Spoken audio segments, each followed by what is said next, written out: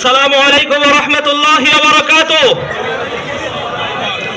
আলহামদুলিল্লাহ, ইসলামী আন্দোলন বাংলাদেশ, আমরা সকলেই অবগত আছি আজকে ঢাকা ৫ আসনে হাত পাখার গণজোয়ার অনুষ্ঠিত হয়, যে কথা ঠিক কিনা?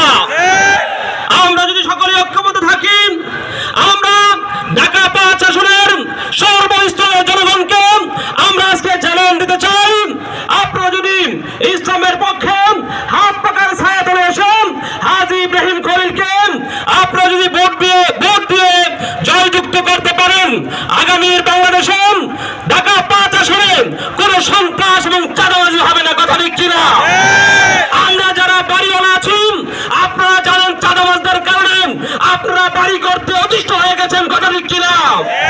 আমরা যারা গাড়িওয়ালা আছি, রাস্তায় গাড়ি বাহির করার পরে এখানে 10 টাকা, এখানে 100 টাকা, এখানে 5 টাকা, চাঁদাবাজদের কারণে আমরা রোডে রাস্তায় গাড়ি চালাতে পারি না, কথা ঠিক কিনা?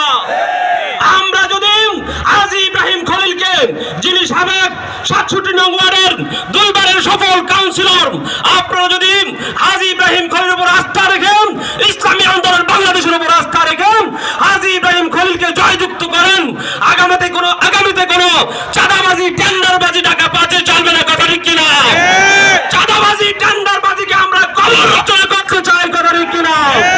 যদি চাঁদাবাজ, টেন্ডারবাজ এবং দুর্নীতি, হামলা মামলা এগুলো থেকে আমরা বের হয়ে ঢাকা ৫-কে, যাত্রাবাড়ি ঢামরাকে আমরা সুন্দর সমাজভাবে আমরা উপহার দিতে চাই, হাজী ইব্রাহিম খলিল তথা হাত পাখাকে জয়যুক্ত করতে হবে, কথা ঠিক কিনা?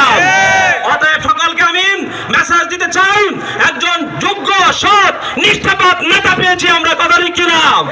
অতএব আমরা সকলেই ঢাকা 5-এ হাত পাখার গণজোয়ার সৃষ্টি করে হাত পাখার হাজী ইব্রাহিমকে আগামী সংসদে আমরা দেখতে চাই, কথা ঠিক কিনা?